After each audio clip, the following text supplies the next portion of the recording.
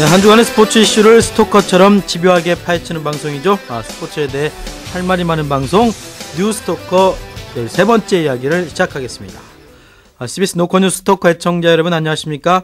뉴스토커 진행을 맡고 있는 김대훈 기자입니다. 세월호 참사 13일째를 맞는 4월 마지막 주 월요일인데요.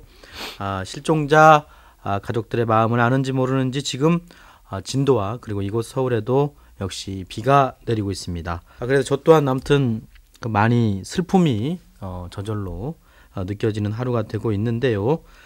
아무쪼록 실종자 수색에 대한민국 정부가 더욱더 박차를 가해 주시고 하루빨리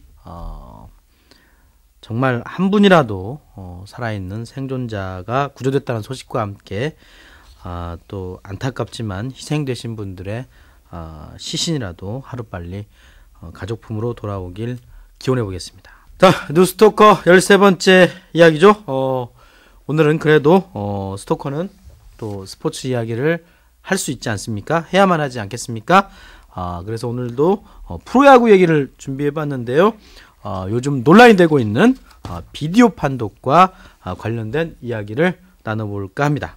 오늘도 변함없이 제 옆에서 도와주고 있는 실제로 얼마나 도와주고 있는지는 잘 모르겠지만 아무튼 우리 뉴스토커 식구들이죠. 자기소개로 시작하도록 하겠습니다. 박세훈 기자. 네, 안녕하십니까. 체육팀 박세훈 나와 있습니다. 네, 우리 소준일 캐스터. 예, 오늘 새벽 바르셀로나 경기 중계를 마치고 왔습니다. 소준일입니다. 네, 그리고 임종일 팀장. 네, 안녕하세요. 임종률입니다. 네. 아무튼 지난 주 아무튼 스포츠 이슈도 여러 가지 많이 있겠지만 어쨌든 지금 하면서도 좀 저도 막 항상 뒷목이 좀 개운하지 않는 그런 게 있지 않습니까? 아무튼 그런 거는 가슴에 안고 또 다시는 이런 일이 재발하지 않도록 저희들도 노력을 해야 되겠고요. 프로야구에서도 그런데 오심 영심이도 아니고 오심 논란이 좀 끊이지 않고 있지 않습니까? 박세훈 기자? 작년에 사실 그 유명한 웬만한 선수보다 유명한 박근영 심판이라는 희대의 유명인이 탄생했죠, 심판 중에. 그렇죠. 네.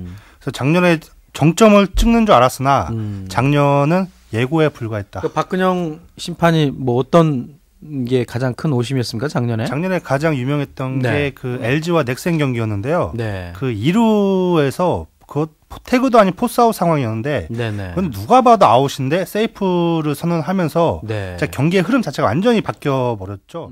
2013년 6월 15일 LG 대 넥센 경기 MBC 중계. 통사말로는 5개 3루점 막았어요. 1루에 아웃. 세이브 선언됩니다. 그래서 KBO도 이례적으로 즉각 중징계를 내릴 정도로 파문이 있었는데 조금 전에 말씀드린 것처럼 그건 예고에 불과했다. 올해 정말 심합니다. 박근영 심판 저는 이게 주심 보는 심판 장면을 봤었는데 이루심도 이렇게 돌아가면서 이렇게 심판들이 그 조가 있습니다. 조가 있어서 화면전 경기를 하는데 한 명만 구심을 볼 수 없으니까 돌아가면서 그 조가 하게 되는데 보통 한 4명이 한 개 조를 이뤄서 그걸 보게 됩니다. 그러니까 4명, 5명까지. 주심 보다가 1루심 보다, 2루심 보다, 3루심 보다가 이렇게 대기심까지 5명 돌아가면서 하게 되죠. 그 로테이션 순서가 있습니다. 네네네. 그렇군요. 알겠습니다. 그러면 우리 소준일 캐스터도 소나무서도 알겠지만 27일이죠? 불과 며칠 전인데 LG 팬들이 뿔이 대단히 많이 났다고 하는데요. 어떤 일이 있었죠? 그때? 그거는 이제 손아운서가 제일 잘하는 게 본인이 직접 I Love Baseball에서 그 경기를 직접 캐스터를 했기 때문에 그렇죠. 정말 잘할 겁니다. 옆에 살짝 이름만 나왔다, 얼굴 잠깐 나왔다 사라지는 한 3초 정도 나왔다가 3초 정도 나왔다 사라집니다. 소준일 유심 오시기 바라겠습니다. I Love Baseball. 아직까지 인물 정보는 나오지 않고 있습니다. 자, LG 기아전을 제가 주말 3연전을 I Love Baseball을 통해서 제가 전해드렸는데요. 기아전이었군요. 그렇죠. 첫 번째 금요일 경기였습니다. 금요일 경기에서 먼저 한 번에 오심이 나왔어요. 그러니까 기아전, LG전 1차전. 그렇죠. 1차전에서 먼저 오심이 나오고 2차전에서 팀만 바꿔서 또 오심이 또 한 번 나왔습니다. 그렇죠. 기아랑 LG랑 오심에 울고 웃은 거죠. 그렇죠.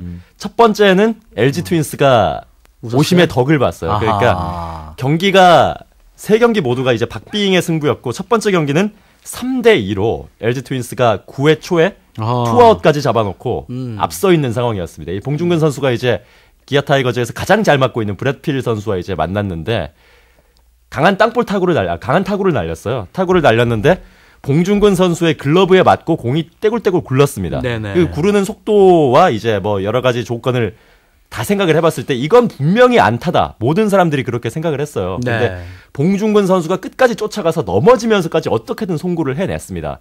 그리고 1루에서 아웃이 됐죠.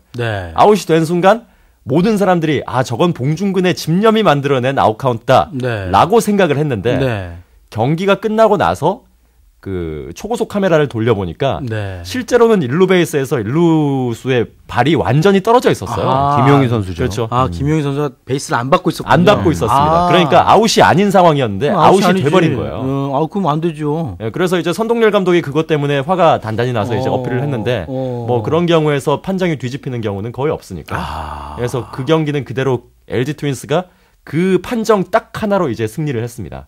그런데 경기가 끝난 건가요? 경기가 바로 끝났어요. 9회 말 투아웃이었으니까. 9회 초 투아웃이었기 때문에 완전히 끝났고 두 번째 날에는 오히려 이제 기아 타이거즈가 이득을 봤는데 2대 2로 이제 팽팽하게 맞서고 있는 상황이었습니다. 안타가 나왔고 오지환 선수가 3루 베이스를 돌아서 홈까지 파고들었어요. 파고들었는데 홈에서 차일목 선수가 오지환을 블로킹을 했습니다. 블로킹에 성공을 해서 아웃 판정이 났는데 이것도 자세하게 돌려보니까 손이 먼저 플레이트를 쓸고 간 거죠. 홈 플레이트를 먼저 쓸고 간 거죠. 근데 이것 역시 오심의 하나다 해서 이제 또 이야기가 나왔죠. 그래서 연 이틀간 한 번씩의 오심의 득을 보면서 그 오심의 득을 본 팀들이 모두 승리를 거뒀어요.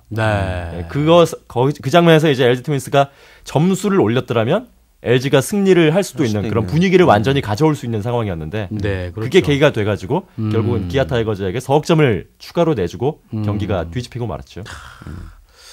장군 멍군이네요. 어쨌든 그렇죠. 그 심판들도 뭐 알아서 또 한 군데 또 편들고 한 군데 또 편들어주고. 사실 이런 식으로 장군 멍군이 나와서는 안 되는데. 그렇습니까? 그렇죠. 그러니까 흔히 그런 얘기들을 하지 않습니까? 하나의 오심이 나오면 그것에 대한 보상 판정이 나오기 마련이다라는 그런 얘기를 하는데 제일 보상 판정이 심한 게 어떻게 보면 농구라고 볼 수 있어요. KBL 농구라고 볼 수 있는데 이게 농구가 저도 뭐 아까 방송 전에 얘기를 했지만 심판 보기가 굉장히 어려워요. 저도 이제 대학교 때 농구를 하면서 경기 심판을 봤는데 뭐 정말 순식간에 찰나에 그 지나가는 그 동작을 캐치해내기라는 육안으로 사실상 불가능합니다. 근데 뭐 만약에 여러 가지 상황이라든가 정황이라든가 뭐 파울 당한 사람의 표정이라든가 뭐 이런 것들을 통해서 분위기상 캐치하는 부분이 많은데 농구 같은 경우가 뭐 만약에 한 팀에 불리한 판정이 내려지면은 다음번에는 거기에 상응하는 좀 보답을 해주는 판정이 내려지는 경우가 상당히 많죠.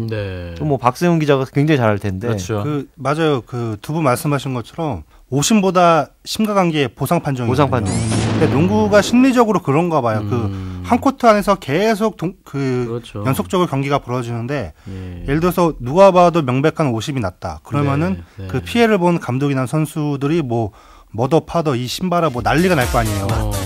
그러면 그 심판이 심리적으로 그 다음에 비슷한 상황이 벌어지면 예를 들어서 뭐 공격자 파울이라 수비자 파울의 경계가 애매할 때는 그 앞서 피해를 봤던 팀 쪽으로 판정이 휘슬이 간다는 거죠. 근데 사실 그게 경기를 망치거든요. 왜냐하면 그게 쌓이면 양 팀 다 열받아요. 그렇죠. 그러나 뭐 저는 그 모르겠습니다. 지금 오심 아까도 방금 우리 손아운서나 여러 사람들이 말했지만 뭐 0.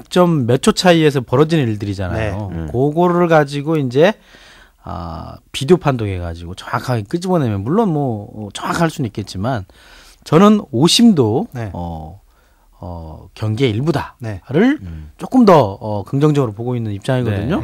어떻습니까? 오심 물론 역사도 있고 하지만 오심에 대해서 박 기자 어떻게 뭐 경기 일부가 되면 안 되나요? 저도 사실 그쪽으로는 약간 특히 야구에서는 좀 보수적인 입장이라 오심도 경기의 일부다라는 그 우리 진행자 형님의 의견에 동의를 했었습니다. 2010년 어느 날 미국에서 그 사건이 벌어지기 전까지는 알아 뭔지 알아. 그 좀 유명하잖아요. 좀 이따 해줘. 저는 그 사건 이후로 좀 생각이 바뀌었어요.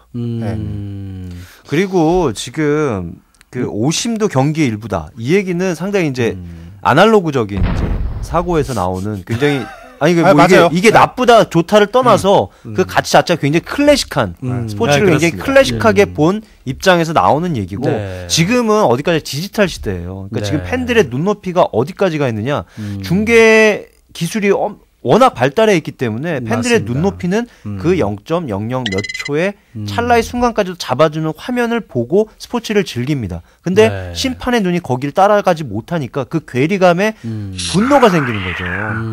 그래서 비디오 판독은 이제 거스를 수 없는 시대의 요구고 네. 지금 국내 프로야구에서 이렇게 오심이 문제가 된 거는 바로 메이저리그가 올해부터 비디오 판독을 굉장히 확대 시행을 하고 있기 때문에 네. 비교가 되니까 더더욱 팬들의 요구가 거세지고 있는 거예요. 알겠습니다. 손아운서는 뭐 어떻습니까? 중계하는 사람으로서 사실 느린 장면을 저희가 항상 확인을 할 수가 있죠. 그렇죠. 네, 확인을 할 수가 있고 누가 봐도 명백한 장면들이 있습니다. 정말로 이제 애매한 장면들도 있는데 명백하게 오심이 나왔는데 그것을 이제 저건 오심이네요라고 딱 콕 집어서 이야기하기가 애매한 그런 상황들이 좀 있어요. 그렇지. 아니 뭐 정확하게 그러니까 그런 장면들도 있고 예. 명백한 오심은 또 오심이라고 지적을 해줘야죠. 그러니까 손아운서 캐스터 역할이긴 하지만 사실 방송을 보시다 보면 네. 캐스터나 해설자들이 굉장히 좀 그 표현 같은 거를 보수적으로 하려고 하는 경향들을 확인을 하실 거예요. 이제 네, 그렇죠. 네. 조심스럽게. 굉장히 조심스럽게 이야기를 하죠. 네. 그러니까 말 한마디에 저희는 모두 책임을 져야 하기 때문에 뭐 그런 측면들도 있고 그런 건 해설위원한테 맡기세요. 근데 일단 그분들이 손아운서는 침대라고. 혼자 하니까. 그렇죠. 저는 아직까지 혼자 야구에서는 하니까. 혼자 하니까. 야구에서는 혼자 하니까. 그럼 북치고 장구치고 하면 되지. 뭘 그렇게 어려워해.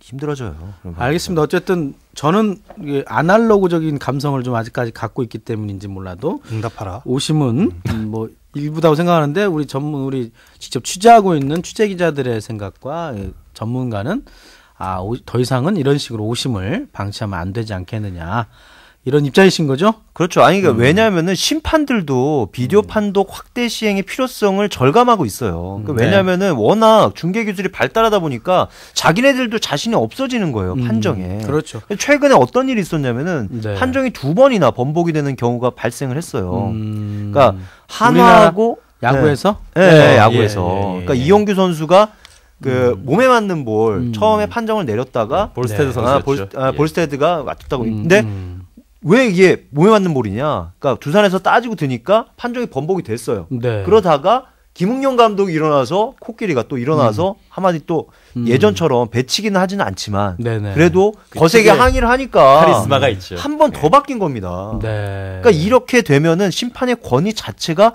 떨어질 수밖에 없고 그렇죠. 팬들이 어떻게 믿겠습니까? 네. 저 판정들은 이게 뭐 만약에 어설픈 아니면 석연찮은 판정이 일어나면 또 바뀔 수도 있겠구나. 아니면 그냥 넘어갈 수 있겠구나. 그러니까 이렇게 된다면은 차라리 비디오 판독을 해서 그럼 우리가 육안으로 볼 수 없는 장면들 기계의 힘을 이용을 해서 한번 봅시다. 해서 가부를 판단을 하는 겁니다. 그래서 메이저리그도 지금 시행을 하고 있잖아요. 우리나라도 네. 비디오 판독 하고 있지 않습니까? 프로야구는 현재 이제 홈런에 한해서 그렇죠. 일단 홈런이 네. 왼쪽 오른쪽이겠죠. 아니면 뭐 그 폴대나 파울포를 아니면 담장을 넘어갔느냐 아니면은 담장을 맞고 나갔느냐. 그럼 우리나라는 지금 홈런 판정만 비디오를 볼 수 있고 네, 그렇습니다. 나머지 일루 아웃이랄지 홈 아웃이랄지 이런 거는 못 보게 돼 있는 거예요. 네. 메이저리그는 어떻습니까? 메이저리그는 다 지금 볼 수 있나요? 뭐 원하면 다 베이스를 밟았냐 안 밟았느냐 그리고 뭐 태그 장면이냐 아니냐 이게 보면은 세부적으로 13개 종목 13개 부분에서 13개 항목. 13개 항목에서 판정이 지금 이루어지고 있죠. 어떻습니까? 평가는 나쁘지는 않아요. 나쁘진 지금 통계에 따르면은 그러니까 기준은 정확히 모르겠는데 105번의 비디오 판독이 놓고 통계를 내봤는데 37건이 판정이 뒤집어졌어요. 그러니까 한 40% 정도 되는 겁니다. 네. 절반 정도는 어떻게 보면은 오심이 날 수 있는 확률이 있다는 거죠. 그래서 그게 번복이 돼서 뭐 실제로 거기에 대해서는 감독이나 팬들이나 선수나 더 따질 수 없는 거죠. 그렇죠. 그거는 이제 딱 비디오 판독 나오면 끝입니까? 끝이죠. 그렇죠. 더 이상 거기서는 더 할 수 없는 거죠. 추신수 선수도 발목 부상 당할 때 그렇죠. 기억나는데 일루 조금 늦었더만요. 근데 심판은 세이브라고 처음에, 했는데 비디오 판독 결과 아웃으로 판정되면서 그때부터 지금 약간 슬럼프인 것 같아요. 근데 사실 좀 그건 아니고 이제 그 부상 때문에 출전을 못 하고 있는 거죠. 그러니까 부상을 당한 거야. 열심히 뛰었거든 진짜. 세이비였으면 덜 아프지. 근데 안 아팠을 것 같아. 내 생각은. 근데 아웃돼 버렸으니까. 그거는 이제 추신수한테 물어보면 되고. 알겠습니다. 그러면 혹시 뭐 대한민국의 가장 최악의 오심 그리고 메이저리그의 최악의 오심 뭐 기억나는 거 있습니까, 박세영 기자? 메이저리그는 그거 2010년 그 조이스 심판 사건밖에 기억이 안 나요. 그 아마 퍼펙트 게임 얘기하려는 거죠. 그거 좀. Ground ball, right side. Cabrera will cut it off. Galarraga covers. He's out. Oh, he's safe. He is safe. 가장 최악의 백악관까지 나서서 번복을 해달라라고 했던 건데 어떤 건 좀 자세히 설명 좀 해주시죠. 그게 2010년 6월이었던 걸로 기억하는데 네. 그 클리브랜드랑 디트로이트 게임이었어요. 네네네. 디트로이트 아만다 갈라라가라는 선수가 갈라라라 뭐 이더라고. 9회 2사까지 퍼펙트. 그러니까 단 한 명의 주자도 루상에 내보내지 않은 포볼도 없었고. 그렇죠. 근데 제가 지금 타자는 기억 안 나는데 평범한 땅볼이 나왔죠. 그렇죠. 퉁퉁퉁 일루에 뿌렸죠. 이거는 누가 봐도 100% 타이밍상 아웃이죠. 그냥 아웃. 근데 매조스 심판이 갑자기 무슨 약을 빨았는지 뭘 했는지 세이브를 판정해서 그 경기장이 들썩거렸죠. 네. 뭐 다 나오고 난리도 아니었어요 그때. 네네. 갈라라가 완전 멘붕 오고 그거 한 방으로 뭐 퍼펙트는 물론이고 노이트까지 깨졌으니까. 네. 그 다음에 안타 맞았나요? 그게 안타죠. 그게 안타죠. 그리고 경기는 끝났죠. 끝났죠. 네. 그래서 어쨌든 갈라라가가 이겼는 승리 투수는 되긴 됐는데 완봉승으로 끝났네요. 완봉승으로. 평생에 한 번 올까 말까한 기회 아닙니까? 그래서 경기 끝나고 난리가 났죠. 즉각 메이저리그 심판 쪽에서는 오심을 인정했고. 네. 근데 그게 기록지에 끝나고 사인하면 땡이에요. 그건 절대로 바뀔 수가 없거든요. 그래서 말씀하신 것처럼 뭐 백악관까지 나서가지고 야 이건 좀 어떻게 안 되겠냐. 좀 해달라고 요청했다고 합니다. 사실 그때 공식적으로. 그 전까지만 해도 그 아날로그적인 관점에서 심판 오심을 바라보는 사람들의 목소리가 득세하는 상황이었는데 그게 한 방에 뒤집히는 사건이 그거였죠. 그렇죠. 제가 보니까 지금까지 미국 메이저리그에서 140년이라고 하는 것 같은 역사에서 지금까지 23번째였고요. 그게 이제 21번째 되는 퍼펙트 경기였답니다. 근데 이제 21번째는 아까 뭐 갈라라 그 친구가 이제 날려먹은 거죠, 사실.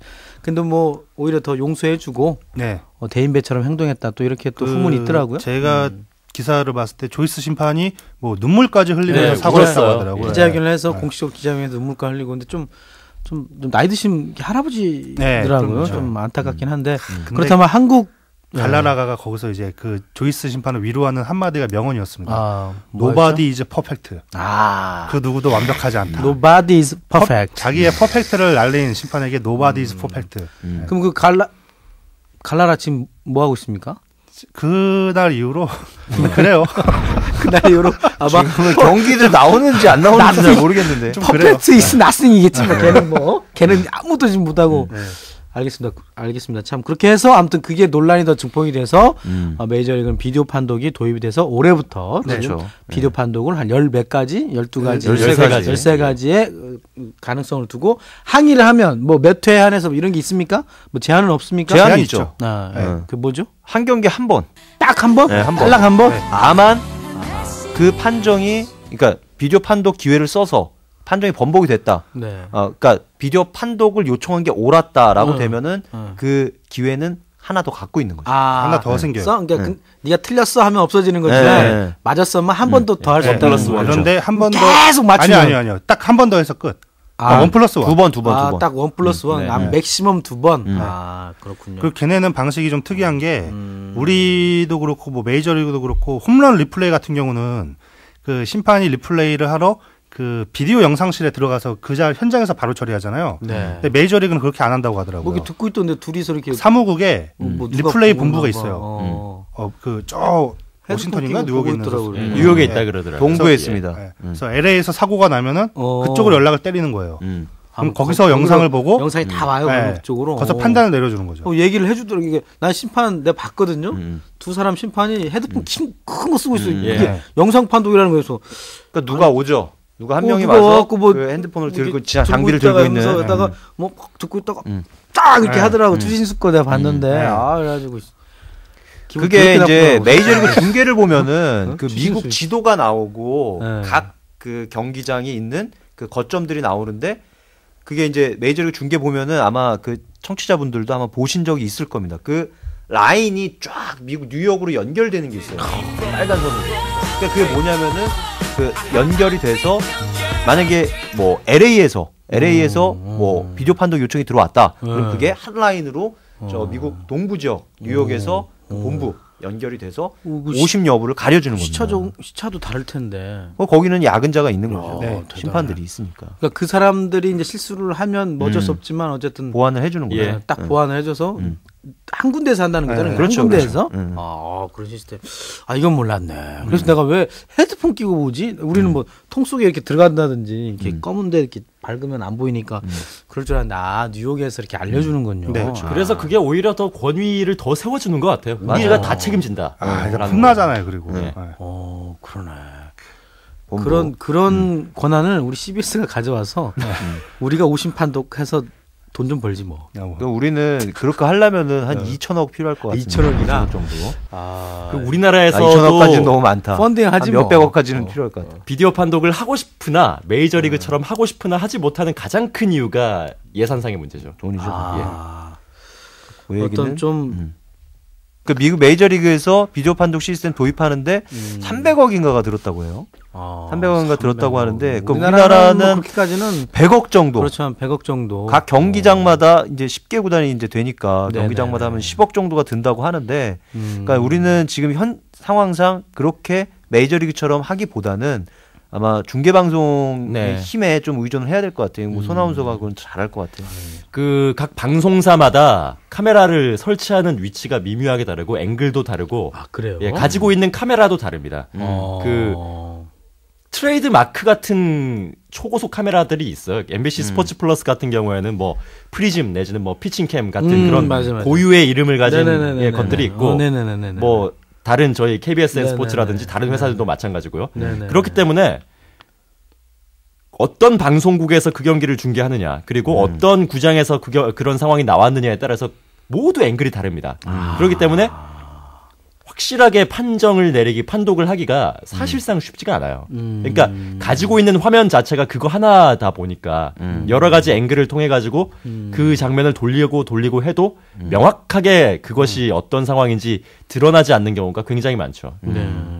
근데 저는 개인적으로 중계방송사의 힘을 빌리면은 저는 한 7, 80%? 한 90% 정도까지는 판독이 될 것 같다는 생각이 드는 게 워낙 중계 기술이 지금 발달해 있는 데다가 그리고 카메라 앵글도 다양하기 때문에 물론 뭐 손아운서 얘기대로 각 방송사마다 중계 앵글이나 뭐 이런 것들이 다르다고 하지만 최소한 3-4군데에서는 그 길을 찍잖아요. 그렇죠. 그래서 웬만하면은 제 생각에는 한 8, 90% 정도는 가려질 것 같고 그리고 만약에 그거를 해서도 그 판독이 안 된다. 그러면 심판 재량에 의해서 그걸 할 수 있는 거고 그거는 뭐라고 그럴 수 없는 저는 그런 생각이 들고 만약에 지금 뭐 KBO가 한 10억 정도를 드린다면은 각 방송사에서 그 커버할 수 없는 부분의 앵글 그런 정도만 보완하면 되지 않을까 이렇게 되는 생각이 되는데 그것도 지금 100억 예산을 마련하는 게 당장 쉽지가 않기 때문에 우리나라는 좀 아직 좀 시일을 좀 두고 봐야 되지 않나 이런 생각이 들어요. 근데 뭐 제가 볼 때는 홈런이냐 아니냐 이거 판독보다는 다른 게 더 어렵지 않을까요? 홈런 판독은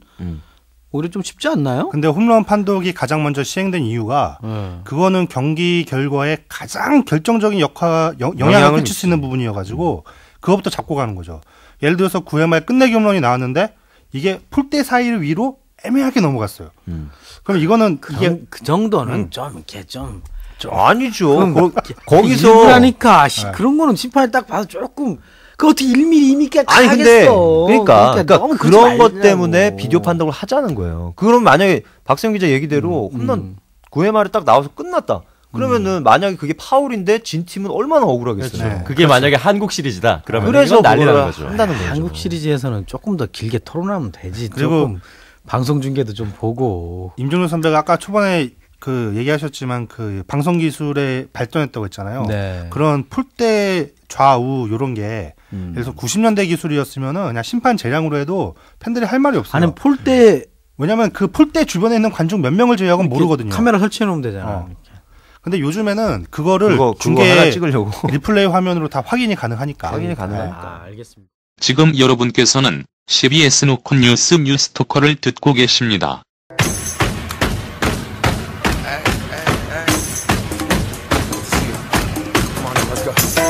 그럼 메이저리그 최악의 오심이 그거였고, 그럼 한국 국내는 최악의 오심 기억나는 거 없나요, 임종 기자? 그러니까 뭐 서두에 얘기했지만은 네. 이게 지난해 6월 15일 경기였어요. 그 LG하고 넥센 경기, 넥센 경기 때 그게 최악입니까? 나이트가 그러니까 나이트 그 표정이 아직까지 잊혀지지가 않아요. 그러니까 이닝을 종료한 줄 알고 더그아웃으로 향하다가 심판 판정을 보고 왓!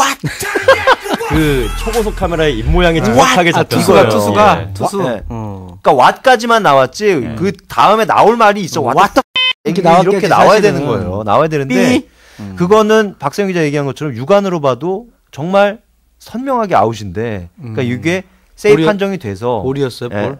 볼이 아니라 세이프 판정을 내렸다는 2루에서 포스아웃 상황이었는데 슬라이딩을 해서 들어가는데 공을 이제 2루에서 받았을 때는 이 선수가 베이스 근처에도 못 온 상황이었어요. 그랬어요. 누가 봐도 아웃인데 그 경기에서 중계 방송을 하던 저희 그 타사 선배도 사실은 판정이 딱 내려지기 전에 먼저 콜을 저희가 하는 경우는 별로 없거든요. 정말로 명확하지 않다면은. 근데 그 경우는 너무 누가 봐도 명확해 보였기 때문에 1루에서 아웃입니다라고 했는데 세이브네요. 세이브 판정이 나왔습니다. 라는 그런 희대. 2013년 6월 15일 LG 대 넥센 경기 MBC 중계. 1루에 아웃. 세이브 선언됩니다. 흥분하는 캐스터 선배께서 그러니까 그런 장면이 있었죠. 그러니까 그 경기 이후로 그러니까 그 상황 이후로 나이트가 그때 말로 홈런 맞고 아주 멘붕이 와서 주워 터졌습니다. 0대 0으로 팽팽하게 맞서던 상황이었거든요. 근데 그 판정 하나로 뭐 이병규 선수에게 말로 홈런 맞고 그 경기 8대 0으로 끝났을 거예요, 아마 제 기억에. 네, 그렇죠. 나이트는 진짜 나이트메어였네요. 그렇죠. 나이트메어. 그러니까 이게 그러니까 KBO에서도 이례적으로 중징계를 내렸고 그때 무기한 징계를 받았어요. 무기한 2군행. 그 이루수 심판이 박근영 심판. 박근영 심판. 서두에 말했던 박근영 심판이셨네요. 근데 박근영 심판이 또 이제 9월 달에 또 한 번 두 번째 무기한 징계를 받아요. 또? 예, 그게 SK와 두산의 경기였는데 그때 이제 뭐 역시 세이프 되는 상황이었는데 그걸 아웃으로 선언하면서 어디에서? 어디? 1루에서 그때는 1루입니다. 그러면서 또 다시 무기한 징계를 받습니다. 돌아다니면서 징계 받으시네. 그러니까 2군행 무기한 2군행 징계를 받는 거죠. 그러니까 이런 게 최근에 근래에 들어서는 가장 기억에 남는 오심이고 뭐 2009년에도 있었어요. 2009년에 기아와 SK 경기로 기억이 나는데 그때 그 이종범 선수가 그때 아직 현역에 있을 때 기아가 그때 우승 시즌이었죠. 우승 시즌이었는데 이종범 선수 기가 막히게 슬라이딩을 했어요. 그러니까 포수 블로킹을 피해서 슬라이딩을 옆으로 하면서 왼손으로 탁 찍고 나가거든요. 베이스를 홈베이스를. 이거 잘 안 들렸겠는데. 그 이종범 선수가 하는 것처럼 이렇게 옆으로 이렇게 몸을 기울여서 잘 안 들렸겠는데 어쨌든 그 장면이 있었는데 그게 또 아웃 판정이 됐어요. 못 봤구나. 그러면서 이종호 선수가 그 유명한 말을 하죠. 신의 손이었는데 그거를 못 봤다. 심판이. 그런 얘기까지 나올 정도로. 알겠습니다. 근데 무기한 2군으로 갔는데 어느새 왜 1년 만에 또 박근영 심판은 무기한이니까 다시 왔죠. 어떤 기한이 정해져 있는 게 아니니까 내일 올 수도 있는 거 우리가 무기한하면 약간 무기징역이 개념으로 알고 있잖아요. 영원히 안 나올 것 같은데 기한이 없는 거예요. 기한이 없는 겁니다. 당장 내일 복귀해도 무기한이죠. 그런 거였어? 그건 아니지. 그 비디오 판독 해야겠다. 그런 거는 그게 무기한이냐고 비디오 판독 해야지. 박근영 심판이 당시 6월 15일 경기 이후로 2군에 내려갔다가 한 달 만에 다시 1군 심판으로 왔죠. 아니, 심판이 그렇게 없나요, 우리나라에? 없죠. 없긴 없죠. 없어. 그래서 박근영 심판이라도 있어야 돼요? 네. 아니 그게 아니라 그러니까 이거는 제가 봤을 때는 그러니까 노바리스 퍼펙트니까 심판도 실수를 할 수가 있습니다. 있죠. 실수를 할 수가 있는데 이게 너무 잦잖아. 근데 너무 잦은 게 원인이 뭐냐? 그 근본적인 원인도 좀 따져봐야 되는 거예요. 아까 얘기했던 중계 기술의 발달로 인한 심판들의 압박감, 부담감 이런 것 때문에 어떤 노이로제에 걸릴 수도 있죠. 그러니까 그렇기 때문에 판정을 내리는데 이거 뭐 실수가 나올까 말까 오히려 그런 불안한 상태에서 실수가 더 많이 나오는 거죠. 실제로 작년 시즌에 이제 오심 논란이 굉장히 정말로 이례적으로 많이 일었었는데 박근영 심판의 그 오심 이후에 다른 심판들도 덩달아 오심을 저지르기 시작하면서 도미노 현상이죠. 도미노 현상처럼 일어났어요. 그래서 현장에서는 심판들이 굉장한 압박을 받고 있다라는 이야기가 들리더라고요. 그래 아무튼 이런 말씀 쭉 들어보니까 국내 프로야구에서도 비디오 판독이 굳이 없어도 어떤 규정만 잘 지어놓고 그리고 또 페널티를 또 확실하게 주면 되잖아요. 막 신청하면 안 되잖아요. 아주 중요한 순간에, 그러니까 일반적인 뭐 순간에서 뭐 투아웃에 뭐 있잖아요. 7회에 뭐 일루 그냥 가다가 뭐 조금 차이 나서 죽는 거 뭐 이 정도는 뭐 익숙이 되잖아요. 사실은 큰 지장은 없는 거 아닙니까? 근데 중요한 순간에는 아무튼 의심이 된다 하면 판독을 해봐서 거기에 따르는 그걸 무리하게 요구했을 때는 페널티도 도입하는 그렇게 해서 전 도입해도 좀 말씀 듣고 보니까 괜찮다는 생각이 드는데 다른 종목들은 어떻습니까? 다른 종목들도 다 농구나 그렇죠. 뭐 현재 프로 농구는 비디오 판독제를 하고 있습니다.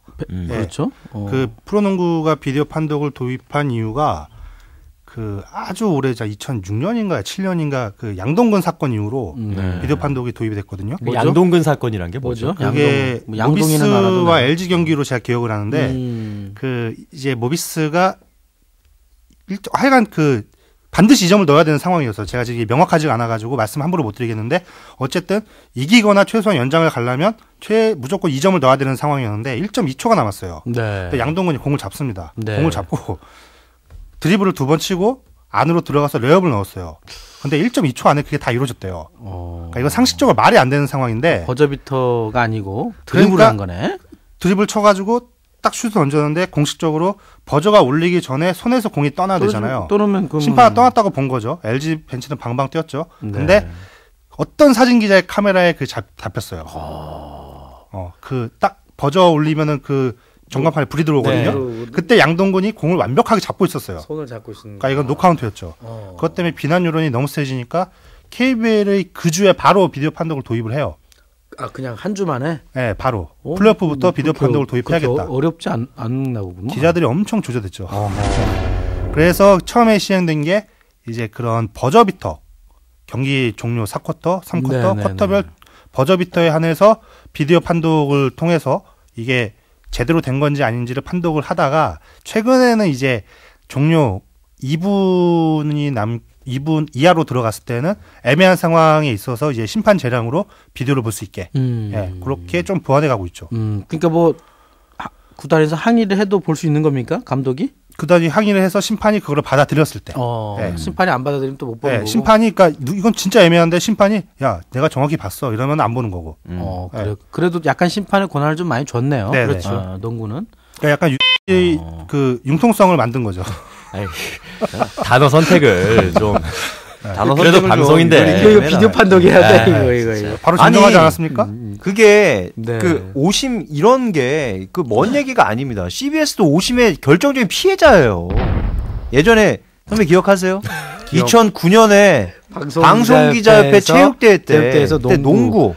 그 마지막 상황 비슷한데 그렇죠. 방금 모비스 3초 남겨놓고 2점을 우리가 앞서고 있었는데 한참 걸렸는데 패스를 받고 드리블을 하고 또 패스를 하고 페이크를 몇 번 했는데도 3초가 안 지나. 한 30초 걸리겠는데? 이게 내가 봤을 때 정확히 이게 4초 5초 정도 그 경기 봤는데 저도 한 5초 정도 지난 것 같아요. 5초 정도 봤는데 근데 그게 바스켓을 인정을 해서 결국 뒤집힌 거잖아. 그러니까 그거를 상대가 OBS였죠. 그렇죠. OBS 사람들도 이거는 진짜 문제가 있다. 이런 얘기를 합니다. 100만 원 날렸죠. 그러니까 이게 그래요? 100만 원 걸려 있었어요. 우승 상금이. 그 당시 제가 한국 시리즈 2009년 7차전을 취재하다 말고 맞아요. 오라고 해서 잠실에서 원당까지 카메라 스피드 맞습니다, 건에 맞습니다. 찍혀가면서 열심히 몰고 와서 그 경기를 뛰었는데 졌어. 나지완이 똥을 선물했네요. 얼마나 넘치는 그에 맞아요. 얼마나 허탈합니까? 맞습니다. 그래서 경기 전 취재하고 기사까지 쓰고 왔다가 다시 돌아갔어요. 다시 돌아가니까 6회 7회 정도라고 신발 하면서. 그러지는 않았어요. 정말 여기에도 비디오 판독이 필요하구나. 그러니까 5년 전에 비디오 판독을 안 했어요. 그때. 5년 전에 그 필요성을 절감하고 그 경기를 가서 근데 결국은 볼 건 다 봤습니다. 기아가 9회 말에 나지완의 역전 그렇죠. 끝내기 홈런으로 결승 홈런으로 때려. 그래서 기사 쓸 건 다 썼습니다. 어쨌든 그게 하늘의 뜻이구나. 비디오 판독해야 됩니다. 썼는지 안 썼는지. 그러니까. 알겠습니다.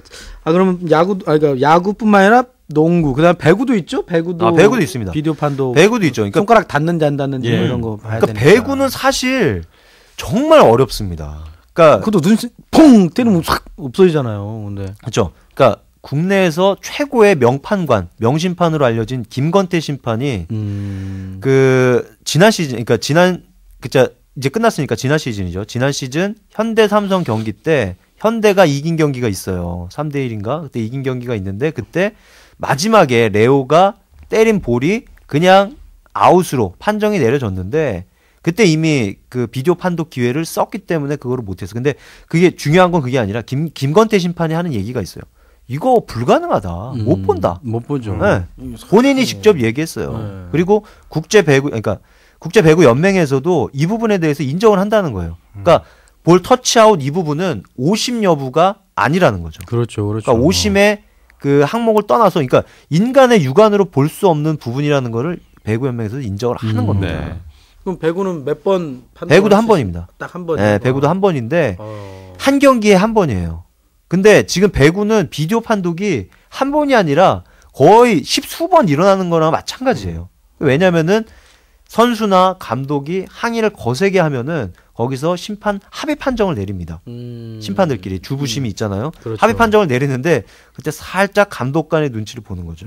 주심이. 그래서 사인을 주면은 그러니까 그 감독관은 중계 화면에 볼 수 리플레이 장면을 보고 사인을 주는 거예요. 그러니까 십수번이 일어나는 겁니다. 비디오 판독이. 그러니까 어쨌든 그뿐이 아니라 테니스 같은 경우도 지금 뭐 거기는 테니스는 뭐 라인 인 아웃 뭐 이런 거 완전 판단하지 않습니까? 그렇죠. 네.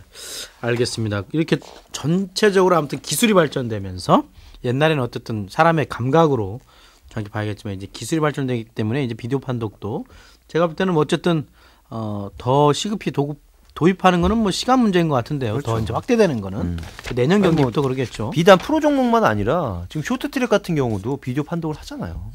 그러니까. 아니 뭐 육상도 있고 다 그러고 보니까 다 있네. 올림픽 때도 비디오 판독이 아니라 그거는 심판이 이제 리플레이 장면을 보고 어쨌든 기술의 힘을 의존을 한다는 거죠. 알겠습니다. 어쨌든 그래도 저는 그래도 아무튼 인간을 좀 믿자. 기계에 의존하다 보면 그러나 또 그게 또 매수가 될 수도 있고 심판이 또 매수될 수도 있고 또 이렇게 또 안 좋은 일도 엮일 수도 있잖아요. 그래서 또 보면 또 비디오 판독이 좀 필요한 것 같기도 하고 그래도 중요한 거는 그래도 제일 중요한 건 심판의 자질이 제일 중요한 것 같아요. 그래서 교육 프로그램이랄지 이런 거가 좀 필요하다는 생각이 들지 않습니까, 박세훈 기자? 교육 프로그램. 그렇죠. 심판이 되는 거는 제가 알기로는 대부분 선수 출신이 되는 거기 때문에 네.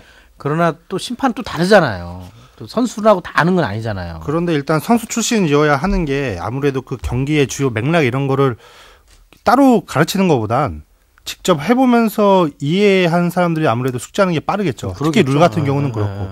그래서 이제 종목마다 선수 출신이 대부분인 거고 아마 농구에서 제가 알기로 지금 심판 교육하시는 분이 선수 출신이 아닌 걸로 알고 있어요. 네, 근데 그분은 지금 평판이 가장 좋습니다. 네, 의외로 또 그런 부분도 있고 그 심판 교육 문제. 근데 이제 그 심판이 또 나중에 한번 좀 집중 한번 분석 한번 해주세요. 그런 얘기는 있어요. 이제 농구 얘기를 잠깐 하자면 그 우리나라 감독, 특히 국가대표 감독을 맡아서 국제대회를 다녀온 감독들은 공통적으로 하는 얘기가 야 갔다 와 보니까 우리나라 KBL 심판들 진짜 잘 보는 거더라. 네, 그 얘기를 해요. 근데 그 심판들이 왜 가끔 그렇게 사고를 치느냐 그 영향도 있다고 하더라고요. 특히 플레이오프 기간 때 사고가 많이 일어난 이유가 큰 경기에 들어가면 아무래도 뭐랄까 신뢰도가 높은 심판을 자주 기용해야 되지 않겠어요? 맞습니다. 그러면은 뭐 이틀 연속 이렇게 들어가는 일이 다반사예요. 근데 서울에서만 이틀 연속 하느냐 아니거든요. 뭐 서울에서 하고 다음날 부산에서 하고 인천에서 하고 뭐 전주에서 하고 피곤하네. 심판이 피로도가 쌓이면 쌓일수록 오심의 확률이 높아진다는 거죠. 네.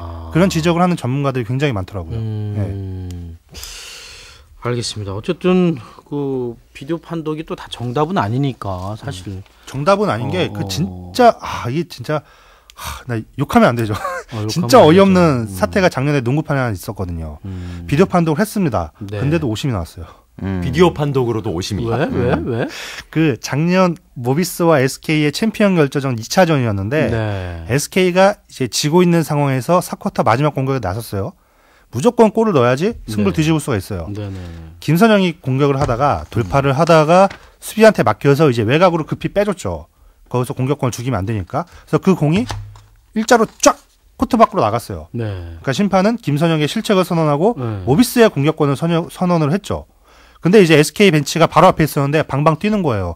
무슨 소리냐? 모비스의 벤슨 손에 맞고 공이 굴절되지 않았느냐? 네. 근데 이게 육안으로는 구분이 안 될 만큼 공이 엄청 빠른 속도로 나갔거든요. 그래서 오케이 비디오 판독을 하자.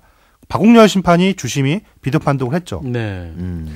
화면에는 비디오가 나와요. 네. 근데 이게 공이 굴절되는 게 보여요. 네. 이거 있잖아요. 손가락이 뒤로 약간 꺾이면서 네. 공의 이 회전 이 방향이 달라지는 이건 누가 봐도 맞고 나갔어요. 근데 그때 박웅렬 심판이 큰 실수를 한 것이 이건 KBL 관계자로부터 그날 들은 내용인데 경기 진행을 빨리 하기 위해서 네. 풀샷은 봤대요. 네. 근데 클로즈샷을 봐야 되는데 그 정답이 클로즈샷에 있었거든. 풀샷만 보고 에이 아니네 이러고 그냥 넘어간 거예요. 빨리 가버렸구만. 빨리. 클로즈샷만 봤어도 아 이거는 오심이구나 해서 번복을 할 수 있었는데 풀샷만 보고 이걸 넘어갔다는 거죠. 그래서 비디오 판독을 하고도 오심이 잡히지 않는 이 초유의 사태가 벌어졌죠. 난리 났어요. 그 심판 그 어떻게 됐어요? 그래가지고 그 심판 그 올해도 잘했습니다. 그래요? 별도 징계가 또 약해요. 없네요. 또 이렇게. 사실 프로야구도 플레이 타임을 늘리고 실제 경기에 소요되는 시간을 이제 좀 줄여보자 하는 그런 노력들이 그렇죠, 계속해서 이루어지고 있는데 사실은 그 경기 시간을 늘어지게 만드는 가장 큰 요인 중에 하나가 그런 애매한 판정이 나왔을 때 하는 그런 항의. 소소한 항의, 크든 작든 이런 것들이 경기 시간을 꽤 많이 잡아먹거든요. 맞습니다. 사실은 죄송합니다. 심판들의 자질을 높이고 그리고 비디오 판독을 적극적으로 활용을 한다면 목이 완전히 마시겠네요, 제가. 목 좀 비디오 판독 좀 하고 새벽에 골이 너무 많이 나가지고 뭘 이렇게 골을 질러가지고 과음을 질러가지고 예. 라리가가 중요해 지금? 죄송합니다. 엑스레이라도 좀 찍고. 엑스레이 판독해. 자, 여튼 그런 것을 좀 적극적으로 활용을 한다면 사실은 그런 부분에서부터 시간을 좀 줄일 수 있지 않을까 하는 의견들이 많은 것 같아요. 그러니까 비디오 판독 시스템을 도입을 해서 그 기회는 확실하게 주되 그 이외의 부분에 대해서는 좀 차단하는 거죠. 네. 확실하게 그러니까 비디오 판독을 했을 때 그 페널티도 좀 주고. 그러니까. 정말 어처구니 없는 거 갖고 비디오 판독을 요청한다. 이렇게 되면 그리고 한 번밖에 없으니까 그런 그 쉽게 그 카드를 버리지는 않겠지만 어떤 그 잦은 항의 이런 것도 좀 줄일 수 있지 않을까 저는 그런 생각도 해요. 가끔씩은 항의가 너무 지나치면은 예전에 K리그에서 조광래 감독이 한번 경남 감독이었던 시절이었던 걸로 제가 기억을 하는데 항의를 28분 동안 하셨어요. 그래서 추가 시간을 28분을 적용하는 그런 초유의 사태가 벌어지기도 했습니다. 알겠습니다. 농구 같은 경우는 그런 속설이 있어요. 4쿼터 초반에 상대팀 감독이 양복 자켓을 벗으면 오늘 경기 위험하다. 그러니까 양복 자켓을 왜 벗어요? 심판 때문에 열받아서 벗잖아요. 예. 그러면은 심판이 거기에 영향을 받아서 그 이후에는 우리한테 불리해질 수밖에 없다. 판정이 아무래도. 그러면 카운터 어택이 뭐냐? 우리 감독도 같이 벗어라. 그런 거를 적극적으로 좀 활용하는 감독들도 있겠어요. 그러면. 그런 소문들은 많죠. 그러니까 그렇죠. 이제 항의를 그런 식으로 악용하는 경우도 있다는 거죠. 네네, 맞습니다. 지금 여러분들께서는 스포츠 토크쇼 뉴스토커를 듣고 계십니다.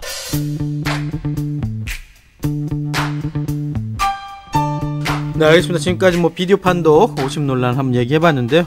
그냥 뜬금없이 한번 임 팀장, 그 LG 김기태 감독 자진 사퇴했는데 어떻게 된 것 같습니까? 글쎄요. 꼴등했다고 그냥 바로 그냥 사퇴하는 게 맞나요? 작년에 잘했지 않습니까? 작년에 잘했죠. 작년에 잘했는데 기사에도 여러 군데서 기사를 쓰고 저도 썼지만은 그게 이제 쌓여서 사표를 냈다. 이런 사퇴를 했다. 이런 게 뭐가 쌓여요? 그러니까 뭐가 쌓여? 그러니까 프런트와의 갈등이 좀 많았다는 거죠. 그러니까 지난해 5월에 LG가 한창 힘들었을 때 새 감독을 구단에서 물색하고 있다. 이런 얘기들이 돌면서 자존심의 상처도 있고 그리고 또 이제 지난 시즌에 정말 LG가 지난 시즌에 잘했잖아요. 팀 평균 자책점 1위를 했는데 그 1등 공신이 이제 차명석 투수 코치였는데 차명석 투수 코치가 이제 본인의 건강상의 문제도 있고 가족의 간호 문제도 있고 그래서 좀 투수 코치 하기는 어렵다라고 했는데 그래서 이제 3군 감독을 하게끔 이렇게 했는데 그게 이제 구단에서 미온적인 반응을 보인 거죠. 적극적으로 뭐 당신 없어도 구단 굴러간다 뭐 이런 식의 얘기도 나왔고 그래서 그러니까 이제 그 절친한 또 코칭 스태프 뭐 김기태 감독은 또 이제 자기 식구 또 챙기기로 또 유명하고 자기 가족들을 챙기기로 유명한데 그러니까 차 코치가 이제 그런 식으로 이제 가게 되면서 상당히 마음의 상처도 있고 그런 것들이 쌓였다는 얘기들이 많습니다. 그러니까 뭐 일각에서 돌고 있는 뭐 선수들과의 불화 뭐 이런 얘기도 소문으로는 돌았는데 그런 건 아닌 것으로 뭐 본인들이 얘기를 했습니다. 그렇군요. 저도 뭐 좀 제가 또 김기태 감독을 LG는 좋아하진 않지만 김기태 감독은 제가 좋아하니까 잘할 것 같았는데 또 조계현 또 코치입니까? 지금 수석 코치죠. 수석 코치가 또 대행을 하고 감독 자리 비워놓고 앉지 않는 본인은 극구 감독 대행이 아니라 수석 코치로 불러달라라는 요청을 했어요. 조계현 또 대단한 또 투수 아니었습니까? 팔색조. 네, 팔색조. 그래서 좀 잘 나갔으면 좋겠는데 어쨌든 LG가 좀 안타깝더라고요. 저는 LG 팬하고 우리 두산 팬 또 얘기도 했었지 않습니까? 우리 스토커에서 모셔가지고 시즌 전에 한번 얘기했는데 제가 안타깝네요. LG가 좀 잘할 거다 했는데 그냥 신바람 꺼지면 팍 밑으로 간다. 저는 이런 나락에 빠질 거다 이런 얘기도 하긴 했지만 이렇게까지 내려갈지는 몰랐는데 아무튼 기아전 위닝 시리즈라고 해야 됩니까? 네. 뭐 그걸 가져가지 않았습니까? 어쨌든 이겼는데 좀 찝찝해요. 근데 경기 내용 자체가 그렇게 썩 좋지 깔끔하지가 않아요. 않았어요. 두 팀 다 깔끔하지 않은 것 같아요. 제가 볼 때는. 뭐 양팀 선수들의 뭐 기량이라든지 뭐 그런 문제도 있겠지만은 뭐 좀 벤치에서 적극적으로 작전을 내고 이제 과감하게 움직이고 하는 것들이 김기태 감독이 있었을 때보다는 아무래도 수석 코치니까 그리고 아직까지는 밖에서 김기태 감독에 대한 그런 어떤 동정적인 여론 뭐 이런 것들이 많다 보니까 벤치에서 적극적으로 나설 수 없는 것이 아닌가 하는 그런 추측들도 좀 있더라고요. 아직까지는. 임기자 차기 감독 그럼 뭐 좀 물망이 하마평이 있나요? 김기태 감독 지금 뭐 후임으로 당장 감독을 이렇게 선임하는 거는 여론이 너무 안 좋아지기 때문에 지금은 물러난 경우도 사실 없죠. 흔하지 않는 경우죠. 그렇죠. 시즌 초반에. 그죠? 근데 역대 4번째인가 뭐 그렇게 그러니까 시즌 시작하고 짧은 기간에 사퇴를 한 감독으로 이제 기록이 돼 있는데 근데 지금 상황에서 새 감독을 영입을 하면은 LG 구단은 완전 여론의 문매를 맞게 되겠죠. 그렇게 떠나보내고 뭐 이렇게 지금까지 아직까지 엔트리에 김기태 감독이 있잖아요. 그래서 돌아오면은 LG 쪽에서는 돌아오면은 가장 좋은 시나리오다 이렇게 얘기를 하고 있는데 이제 사실 LG가 그동안 이제 그 10년 연속 가을 잔치에서 소외되지 않았습니까? 그래서 대대적인 감사가 있었어요. 2012 시즌 끝나고 12년 시즌 끝나고 그러면서 어떤 그 구단 프런트들이 대대적으로 물갈이가 됐죠. 나간 분들도 있고 보직을 변경한 사람들도 있고 그러면서 어떤 그 복지부동이 좀 이루어지지 않았나 이런 생각도 들고 그러니까 서슬푸른 그리고 LG 쪽이 구단주를 비롯해서 그룹 수뇌부들이 야구에 대해 굉장히 관심이 많잖아요. 그러니까 일거수일투족이 감시당하고 막 이런 부분이니까 뭐 투자를 그동안 대대적으로 해왔음에도 성적이 안 나오니까 그런 감사들이 일어난 거고 그러면서 외국인 선수라든가 FA 영입에 되게 소극적이게 되고 그래서 김기태 감독이 올 시즌 전에 굉장히 지난 시즌에 2위를 했으니까 정규리그 2위를 했으니까 좀 그러니까 선수 보강을 좀 원했는데 작년에 사실 FA 시장 역대 사상 최고액에 오가지 않았습니까? 맞습니다. 뭐 강민호 75억에 뭐 정구는 70억, 뭐 65억, 67억이죠 이용규. 그러니까 이렇게 수십억씩 빵빵 터지는데 LG는 아무도 없었어요. 맞아요. 오히려 이대영을 이제 뭐 어쨌든 이대영은 뭐 어쨌든 LG에서 약간 좀 계륵 같은 존재였으니까 알터니가 빠졌다는 그런 평가도 있지만 어쨌든 보강은 없이 그러니까 들어온 사람 없고 나간 사람만 있어요. 있죠. 거기다가 뭐 손아운서가 얘기했던 항상 얘기하는 에이스 리즈의 공백 이런 것도 있고 그런데 그 영입 과정에서 좀 소극적으로 했다는 거죠. 그러면서 이렇게 지원을 안 해주면서 어떻게 하겠느냐 그런 서운함도 아마 있었을 겁니다. 김기태 감독이. 알겠습니다. 갑자기 이제 김기태 감독이 자진 사퇴해버리니까 좀 아무튼 LG는 머리 빡빡 깎고 심기일전해서 했지만 그 팀이 저도 팬인데 LG 팬이시죠? 1990년 어린이 회원. 차기 감독이 누구냐가 이제 관심이던 시기다 이러면은 거기서 감독 얘기가 나온대요. 누가 좋겠어 이런 식으로 했는데 그 한마디 한마디가 어쨌든 간에 그 압박감처럼 느껴질 수 있는 거죠. 그리고 실제로 그 김기태 감독이 있을 때도 위에서 그 선수 기용과 관련해서 이런 것들이 실시간으로 좀 내려오는 경우가 있다고 해요. 현장 거기서 마탱이가 가거든요.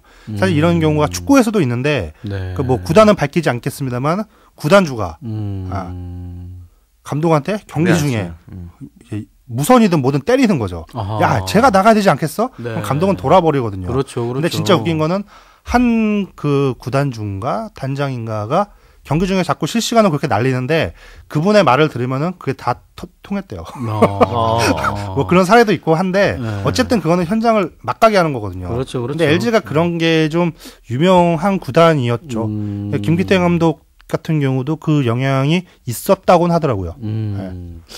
알겠습니다. 저도 그냥 궁금해서 한번 여담으로 한번 말씀 나눠. 김기태 감독 모 선수에 대해서 상당히 불만을 갖고 있었는데 그 선수가 바로 뭐 1군에 올라오게 되고 뭐 이런 상황들이. 알겠습니다. 뭐 권한이 없으면 정말 일하기 싫거든요, 사실. 그래야 책임감도 생기는 건데 네. 아무튼 권한을 명백하게 주고 아무튼 구단주와 또 감독 간의 또 관계 이런 것들도 항상 그 스포츠계에서 일어나는 일 아닙니까? 네. 불협화음.